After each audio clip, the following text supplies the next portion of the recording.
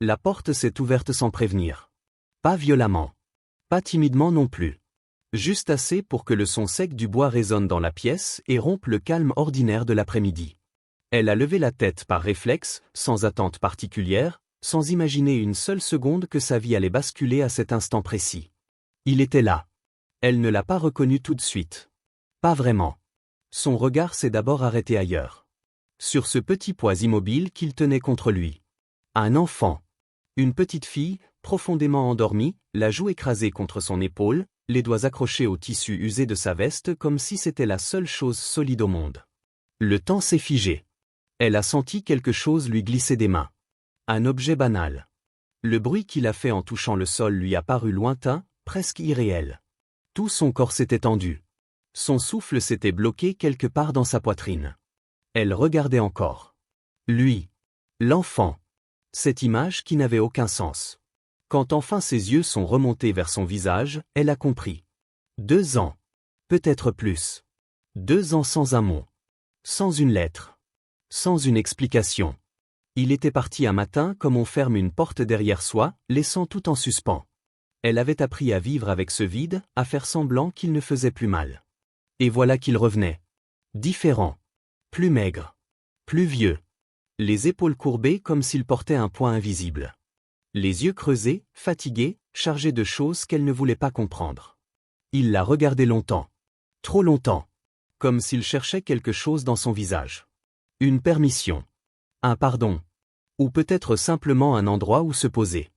Il a prononcé son nom. Doucement. D'une voix abîmée par le silence et la route. Elle n'a pas répondu tout de suite. Elle n'en était pas capable. Les mots restaient coincés dans sa gorge, lourds, inutiles. Tout ce qu'elle voyait, c'était cet enfant contre lui.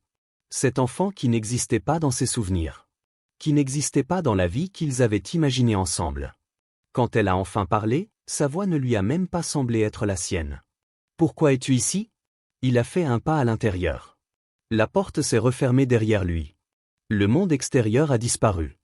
Il n'y avait plus que cette pièce, cet homme, cet enfant, et tout ce qui n'avait jamais été dit. « Je suis revenu », a-t-il simplement répondu.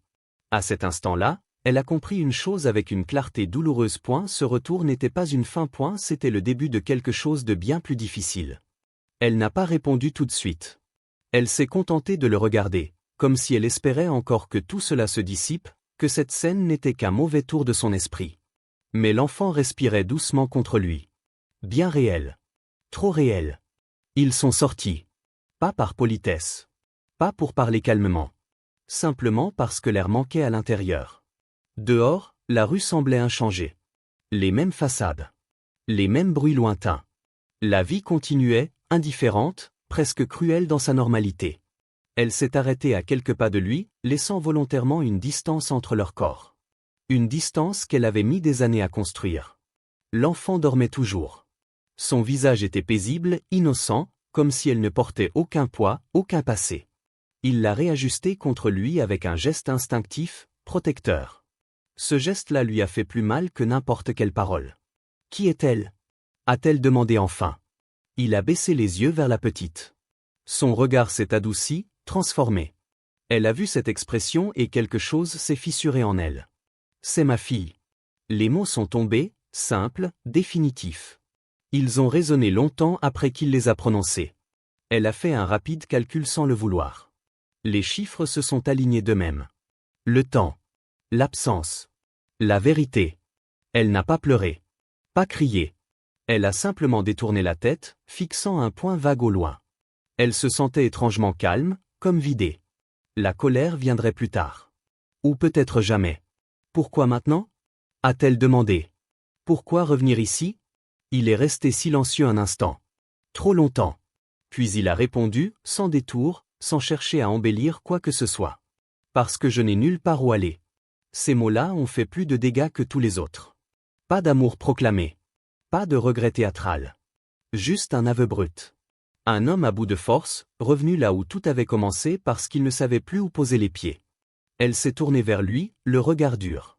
Et moi, dans tout ça ? Il a relevé les yeux. Elle y a vu de la fatigue. De la honte. Et quelque chose qui ressemblait à de la peur. Sa mère est morte, a-t-il dit doucement. Il y a quelques mois. Je n'ai pas pu. Il s'est arrêté. Sa voix s'est brisée. Je n'ai pas pu la sauver. Elle a senti sa poitrine se serrer malgré elle. Elle n'avait pas demandé à ressentir de la compassion. Elle ne la voulait pas. Mais elle était là, mêlée à la douleur, confuse et encombrante. Elle a inspiré profondément. Je suis désolé pour elle, a-t-elle dit. Mais ça ne répond pas à ma question. Il l'a regardé droit dans les yeux. Je suis revenu ici parce que c'est le seul endroit que je connaisse encore. Et parce que... Il a hésité. Parce que tu fais partie de ce lieu. Elle a compris alors. Il ne revenait pas pour réparer. Il revenait pour survivre. Et cette vérité-là, plus que tout le reste, l'a empêché de tourner les talons. Le lendemain matin, elle s'est réveillée plus tôt que d'habitude. Elle n'avait presque pas dormi. Son esprit n'avait cessé de revenir à la même image, cet enfant, endormi contre lui, comme si le monde entier se résumait à cette étreinte. Elle aurait pu décider de ne pas sortir. De rester à l'intérieur. De reprendre sa vie exactement là où elle l'avait laissée. Personne ne l'aurait blâmée. Personne n'aurait insisté. Mais à peine avait-elle posé le pied dehors qu'elle a entendu des pleurs. Un cri aigu. Répété. Insistant. Elle s'est figée. Elle a reconnu la voix immédiatement. Ce n'était pas un cri de caprice. C'était un cri de détresse. Celui d'un enfant qui ne comprend pas ce qui lui arrive. Il était là, près du chemin, maladroit, désemparé. Il tenait la petite contre lui, tentant de la bercer, de murmurer des mots qu'elle ne comprenait pas. Ses gestes étaient brusques, incertains. Rien de ce qu'il faisait ne fonctionnait. Plus il essayait, plus elle pleurait. Elle a senti quelque chose se serrer en elle. Une tension ancienne. Un réflexe qu'elle croyait oublier. Sans réfléchir, elle s'est approchée. « Donne-la-moi » a-t-elle dit simplement. Il s'est arrêté net. Il l'a regardée, surpris, presque soulagé, mais hésitant. Comme s'il avait peur de lui confier ce qu'il avait de plus fragile.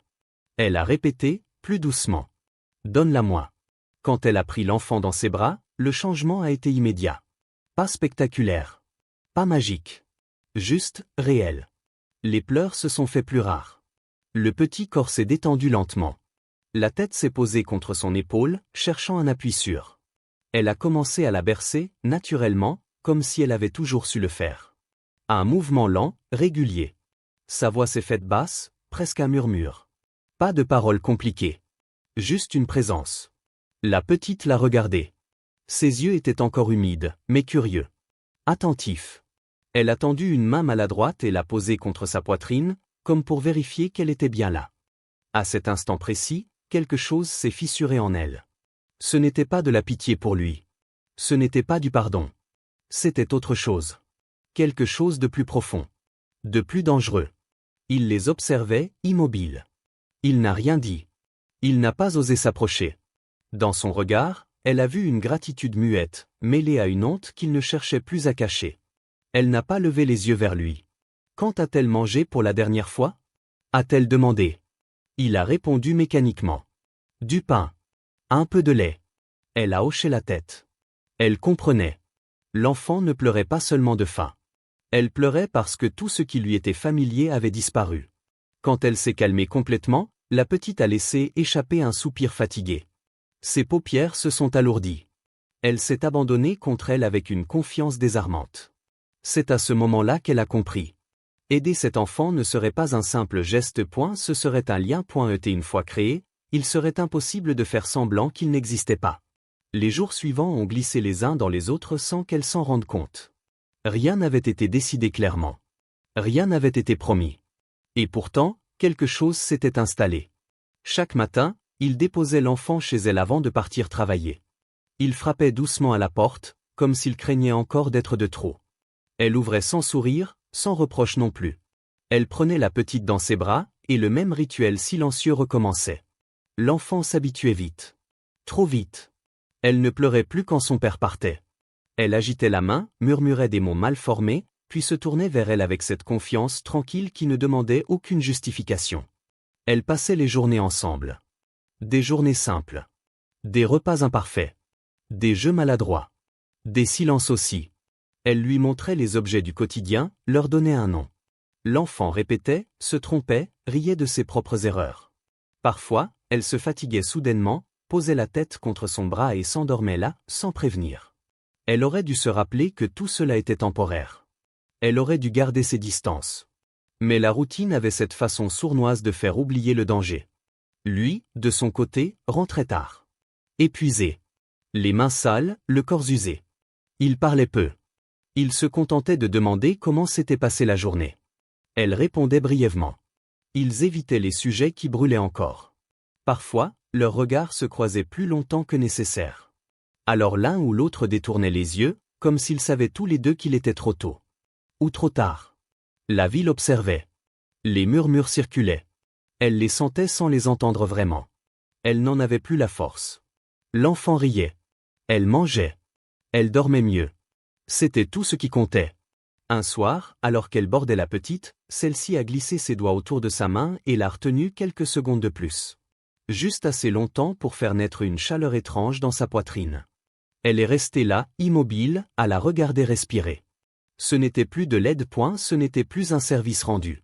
C'était un quotidien partagé, et sans s'en apercevoir, elle avait commencé à en faire partie. Avec le temps, quelque chose chez lui a commencé à changer. Pas brusquement. Pas comme une promesse annoncée à voix haute. C'était plus discret que cela. Plus crédible aussi. Il rentrait avec des nouvelles concrètes. Des journées de travail complètes. Des mains usées, mais un regard un peu moins perdu. Il parlait d'un endroit où vivre, d'un toit modeste, d'un espace rien qu'à eux deux. Il parlait surtout de l'enfant. De ce dont elle avait besoin. De ce qu'il voulait lui offrir, même s'il n'était pas sûr d'en être capable. Elle écoutait sans commenter. Elle ne donnait ni encouragement excessif, ni reproche. Elle se contentait d'être là. Mais à l'intérieur, quelque chose vacillait. L'enfant, elle, avançait sans hésiter. Elle riait plus souvent. Elle mangeait mieux. Elle dormait profondément. Et surtout, elle s'attachait. D'une manière simple, entière, irréversible. Elle cherchait sa présence. Elle tendait les bras dès qu'elle la voyait. Parfois, elle l'appelait avec un mot maladroit, affectueux, qui faisait battre son cœur un peu trop vite. Elle aurait voulu corriger. Mettre une distance. Rappeler à l'enfant, et à elle-même, que rien n'était définitif. Mais chaque fois qu'elle ouvrait la bouche, les mots refusaient de sortir. Un soir, alors que le soleil déclinait lentement, elle les a observés de loin. Le père et la fille, assis côte à côte, partageant un moment banal. Il lui parlait doucement. Elle l'écoutait comme si chaque son avait de l'importance. Il riait peu, mais quand il le faisait, c'était sincère. Et ce rire-là lui a fait mal. Parce qu'elle s'est surprise à imaginer. Une place pour elle dans cette scène. Une vie qui n'aurait pas dû exister.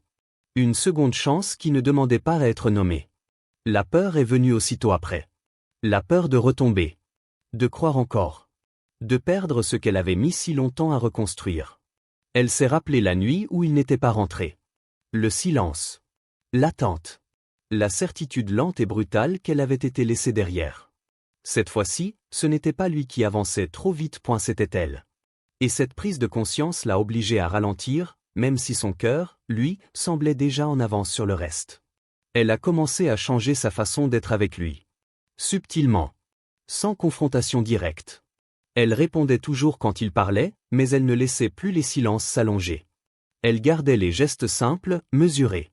Comme si elle traçait une ligne invisible entre ce qu'elle faisait pour l'enfant et ce qu'elle refusait de ressentir pour lui.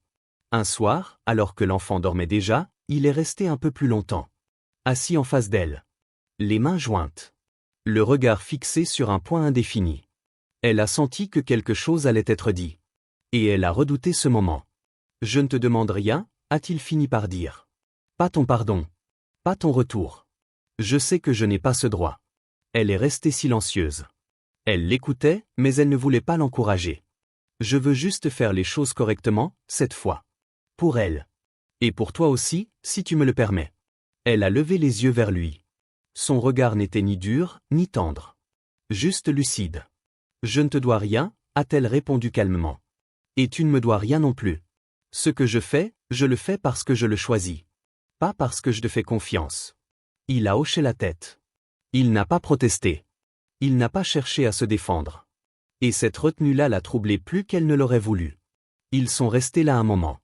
Sans se rapprocher. Sans se toucher. Mais sans se fuir non plus. Un équilibre fragile. Instable.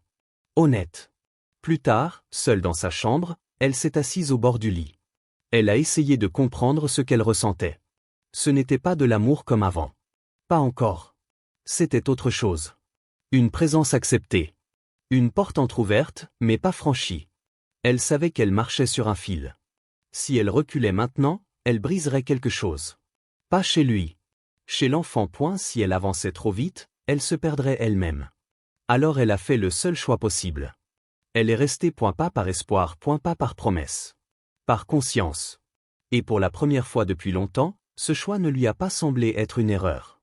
Le temps a continué d'avancer, sans bruit, sans grand bouleversement. Les saisons ont changé. Les gestes sont devenus plus sûrs. Les habitudes se sont ancrées comme si elles avaient toujours existé. L'enfant a grandi un peu. Pas beaucoup.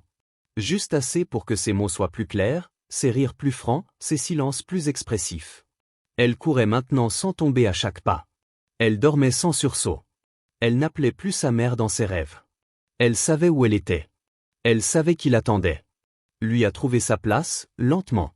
Il n'était pas devenu un homme parfait. Il faisait encore des erreurs. Il se taisait parfois trop longtemps.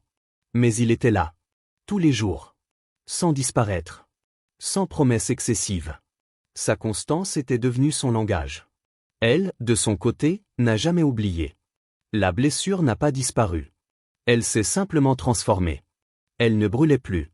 Elle rappelait seulement ce qui avait été perdu et ce qui avait survécu malgré tout. Elle avait appris à vivre avec cette part d'elle-même sans la laisser décider à sa place. Il formait quelque chose d'imparfait. Pas une image idéale. Pas une histoire sans fissure. Mais quelque chose de réel. Une famille née non pas de rêves naïfs, mais de choix conscients, répétés chaque jour. Un soir, alors que l'enfant dormait profondément, elle s'est arrêtée un instant dans l'embrasure de la porte. Elle les a regardés tous les deux. Le père et la fille. Le calme qui régnait dans la pièce. La paix simple, fragile, mais sincère. Elle a compris à ce moment-là que l'amour adulte ne répare pas le passé. Et elle l'accueille. Il le respecte. Et il avance quand même. Elle a fermé la porte doucement. Sans peur cette fois. Sans regret. Si cette histoire vous a touché, prenez un instant pour l'aimer, la partager, et restez avec nous pour les prochaines.